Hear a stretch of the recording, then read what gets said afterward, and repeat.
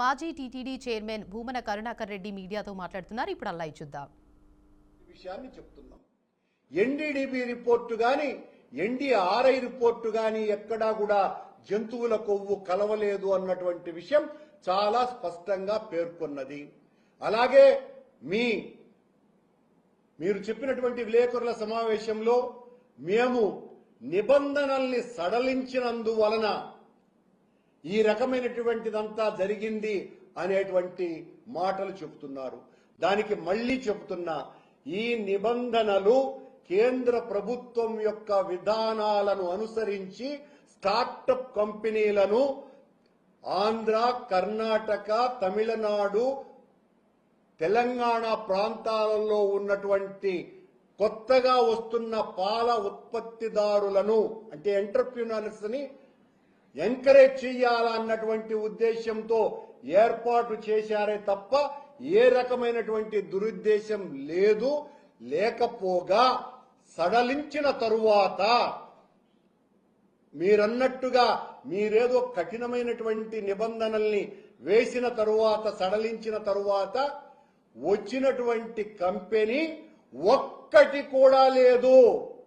ఈ టెండర్లలో పాల్గొన్నటువంటిది ఒక్కటంటే ఒక్కటి లేదు. నిరూపించండి, దేనికైనా సిద్ధం.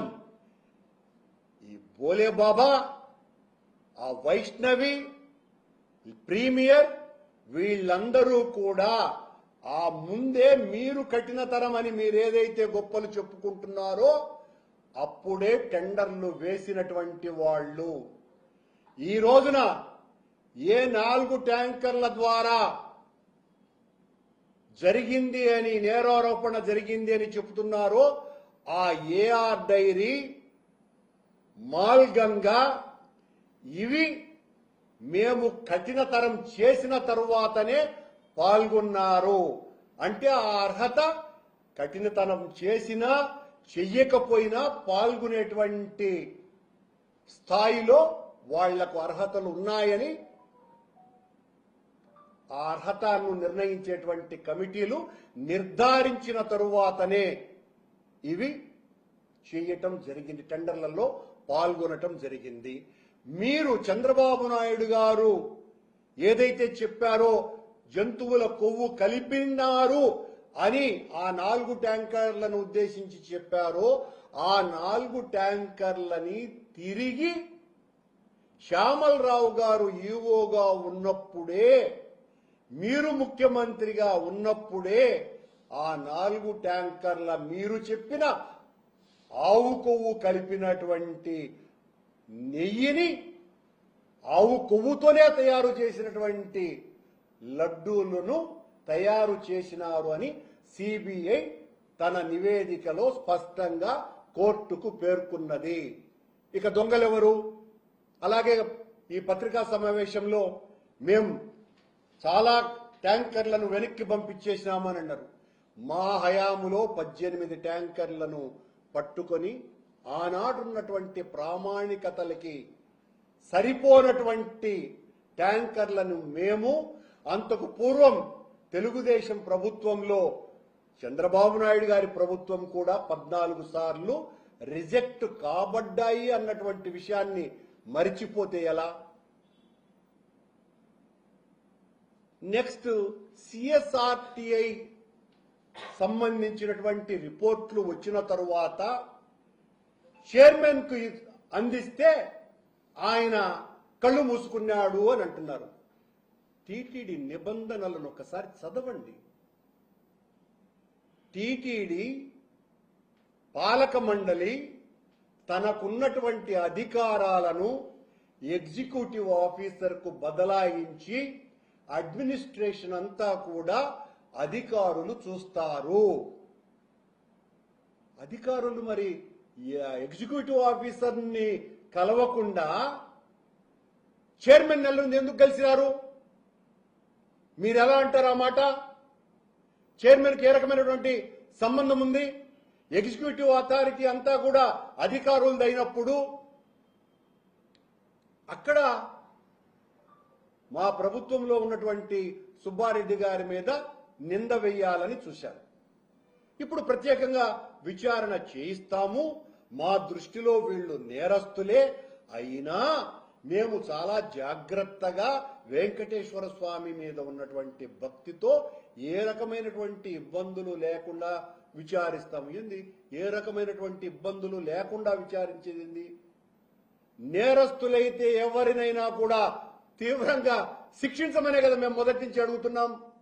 సిబిఐ లాంటి ఉన్నతోన్నతమైనటువంటి సంస్థే మేము నిర్దోషులము, మాకు సంబంధం లేదు అన్నటువంటి విషయాన్ని నిర్ధారించిన తర్వాత అధికారులు, కొద్దిమంది అధికారులు, సరఫరాదారులు ఈ టెక్నికల్ కమిటీ కుమ్మక్కై ఈ ద్రోహానికి పాల్పడ్డారు అని తమ నివేదికలో పేర్కొన్న తర్వాత మా వాళ్లను దోషులుగా చేయటానికే మీ ప్రయత్నం ఏంటి? నిన్న పవన్ కళ్యాణ్ గారు ఏం మాట్లాడతారు?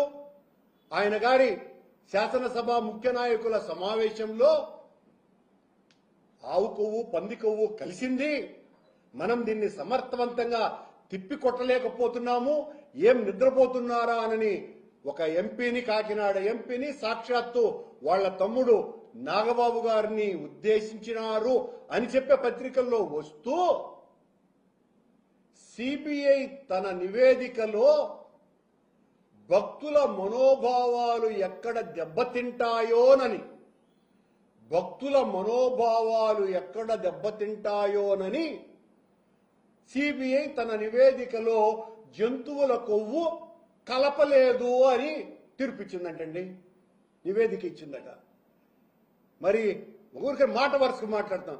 సిబిఐయే విచారణ సంస్థే భక్తుల మనోభావాలు దెబ్బతింటాయని నివేదిక ఇవ్వకపోతే సనాతని, నేను వెంకటేశ్వర స్వామే కాదు మొత్తం హైందవ జాతినంతా ఉద్ధరించటానికి కంకణం కట్టుకున్న అపర పీఠాధిపతిని నేను. హైందవ ధర్మ పరిరక్షణ కోసమని ఆనాడు ఉద్ధరించిన మరో శంకరాచార్యునిలాగా నిరంతరం ఏ రాష్ట్రానికి పోతే ఆ రాష్ట్రంలో ఇలాంటి మాటలన్నీ మాట్లాడుతున్నారే పవన్ కళ్యాణ్ గారు. మీరెందుకు పంది కొవ్వు, ఆవు కొవ్వు, చేప నూనె కలిపింది అని చెబుతున్నారు స్వామి? ఓ పీఠాధిపతి వర్యా, ఒక అధికారే చెప్పలేదంటున్నారే. పీఠాధిపతులుగా ఉండి మీరు, సనాతన ధర్మ పరిరక్షకులుగా ఉండి మీరు భక్తుల మనోభావాలు మీరు మాట్లాడితే దెబ్బతినవా స్వామి? దీనికి సమాధానం చెప్పాలి మీరు. మేం తప్పు చేయలేదు కాబట్టే ఇప్పటికీ ఛాలెంజ్ గా విసిరి మాట్లాడుతున్నాం. తప్పంతా మీదే. మీరు అనవసరంగా ఆనాడు జంతువుల కొవ్వు పంది కొవ్వు కలిసిందని. ఇక దీనిపై మరింత సమాచారాన్ని మా మేనేజింగ్ ఎడిటర్ చిదంబరెడ్డి అందిస్తారు. చెప్పండి చిదంబరెడ్డి, అప్డేట్స్ ఏంటి? ఓవరాల్ గా చూస్తే మాత్రం అయితే కల్తీ లడ్డు వ్యవహారం అన్నది చిలికి గాలవారుగా మారుతోంది అన్నది అయితే మనకు అర్థమవుతుందో భాగంగానే మనం చూస్తున్నాము. మొదటగా చంద్రబాబు నాయుడు చేసిన వ్యాఖ్యలు కానివ్వండి, ఆ వ్యాఖ్యలు చేసిన తర్వాత ఏర్పడిన సిట్టు ఏర్పడే క్రమంలో కూడా వైవి సుబ్బారెడ్డి తీసుకున్న ఒక స్టెప్ ఏదైతే సుప్రీంకోర్టు దాకా వెళ్లి సిబిఐతో కూడిన ఒక దర్యాప్తు బృందం కావాలి అని కోరుకోవడం, అందులో భాగంగా సిబిఐ అధికారులతో కలిపి దర్యాప్తు బృందము, దాని తర్వాత వచ్చిన ఛార్జ్, దానికి సంబంధించిన రిపోర్టు. ఆ రిపోర్ట్ లో చాలా క్లియర్ గా జంతువుల కొవ్వు కలవలేదు అన్న విషయం ఒకటి. అసలు ఈ మొత్తం నెయ్యి వ్యవహారం అవుతుందో, కల్తీ నెయ్యి వ్యవహారం ఎప్పుడు ప్రారంభమైంది? దాదాపుగా అంటే చంద్రబాబు నాయుడు హయాంలోనే 2018లోనే ఇది స్టార్ట్ అయింది. ఆ తర్వాత 2024లో అధికారంలోకి వచ్చిన తర్వాత కూడా మధ్యలో 5 సంవత్సరాల పాటు కల్తీ వ్యవహారము ఎలా ఉన్నా సరే దాంతో పాటు ఆ తర్వాత కూడా జరిగిందన్న విషయం వచ్చిన తర్వాత ఇవాళ కేబినెట్ లో దాని మీద పూర్తి స్థాయిలో డిస్కషన్ చేశారు. అంతేకాకుండా వాళ్ళు చెప్పిన దాని ప్రకారము లేదా ఇప్పుడు కేబినెట్ కొత్తగా తీసుకున్న నిర్ణయం ప్రకారం మరొక విచారణ కమిటీ వేయాలి, దానికి కారణాలు ఏవో చెప్పే ప్రయత్నం చేశారు. కానీ ఇప్పుడు సిబిఐ తీసుకున్న రిపోర్టు, సిబిఐ ఏదైతే విడుదల చేసిన రిపోర్ట్ ఉందో దాని ప్రకారం కల్తీకి సంబంధించిన అంశాలపైన ఒక కొత్త వర్షన్ అయితే తెరపైకి వచ్చింది. ఆ నేపథ్యంలో ఇప్పుడు కొత్తగా ఇంకొక విచారణ కమిటీని వేయాలి. ఆ వేసే కమిటీ ఇచ్చే రిపోర్ట్ ని బేస్ చేసుకొని అది నిజ నిర్ధారణ కమిటీ లాగా చేసే ప్రయత్నం చేస్తున్నారు. కానీ ఇప్పుడు ఇదంతా చూస్తుంటే అంటే కీలకమైన పాయింట్స్ ఒకటి, ఇప్పటికే సిబిఐ రిపోర్ట్ ఇచ్చిన తర్వాత ఇప్పుడు కొత్తగా వీళ్ళు ఏం ఫైండ్ అవుట్ చేస్తారు? 2018లో దీనికి సంబంధించిన అంశాలతో పాటు మరొక కీలకమైన అంశము అది ఏదైతే కొత్తగా తీసుకున్న నిర్ణయం ప్రకారంగా కొన్ని అంతకు ముందున్న నిబంధనలను సడలించేలాగా కొత్తగా తీసుకున్న నిర్ణయాలు, ఆ సడలింపు నిర్ణయాలు ఏవైతే అవి ఈ కల్తీ లడ్డూకు సంబంధించిన అంశంలో కీలకమైన పాయింట్స్ గా మారాయి అని చెప్పే ప్రయత్నం చేస్తున్న టీడీపీకి ఇప్పటికే భువన కరుణాకర్ రెడ్డి కానివ్వండి, లేకపోతే వైసీపీకి సంబంధించిన వాళ్ళు గట్టిగానే కౌంటర్ ఇచ్చే ప్రయత్నం చేస్తున్నారు. దాంట్లో భాగంగా సడలింపులు జరిగిన తర్వాత, కొత్తగా తీసుకున్న నిర్ణయం తర్వాత ఎలాంటి కొత్త వెండర్ కూడా ఎన్రోల్ అవ్వలేదు. పాత వెండర్లు అంటే 2018 కన్నా ముందు ఎవరైతే ఎన్రోల్ చేశారో వాళ్ళతోనే ప్రొక్యూర్మెంట్ జరిగింది అనే విషయాన్ని అయితే చెప్పే ప్రయత్నం భువన కరుణాకర్ రెడ్డి చేస్తున్నారు, వైసీపీ చేస్తుంది. కాబట్టి కొత్తగా విచారణ కమిటీ వచ్చినా జరిగేది ఏం లేదు, దానివల్ల నష్టం తప్ప ఇంకేం లేదని ఒక భావన అయితే క్రియేట్ చేసే విషయంలో వైసీపీ తన వంతు ప్రయత్నం అయితే చేస్తున్నట్టుగా చెప్పాల్సింది. Right, thank you sir for the update.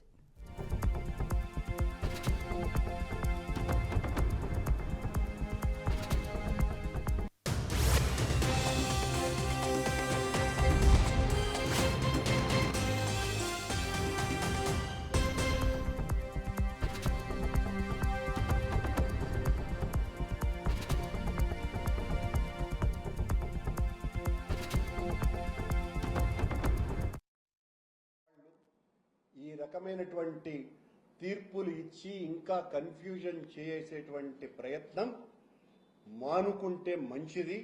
ఇదిగో మీ హయాంలో మీరు లడ్డూకు పాత పద్మనాభానికి ఎన్టీ రామారావు వేషం వేయటానికి ఎంతగా మేకప్ వేయాలనో మీ హయాంలో తయారు చేసినటువంటి లడ్డూలకు రుచిని వాసనను కల్పించటానికి రోజుకు 975 కేజీల ఫ్లేవర్డ్ ఎన్హాన్స్డ్ ఫ్లేవర్ ఆఫ్ కౌఘీని కొన్నది మీరు.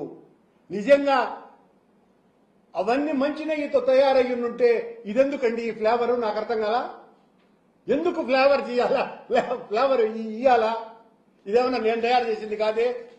టీటీడీ రెజల్యూషన్, చంద్రబాబు గారి టీటీడీ రెజల్యూషన్, వీటికి సమాధానం చెప్పి రేపు మళ్ళీ మా మీద దాడి చేయండి, మేము సమాధానం ఇస్తూనే ఉంటాం.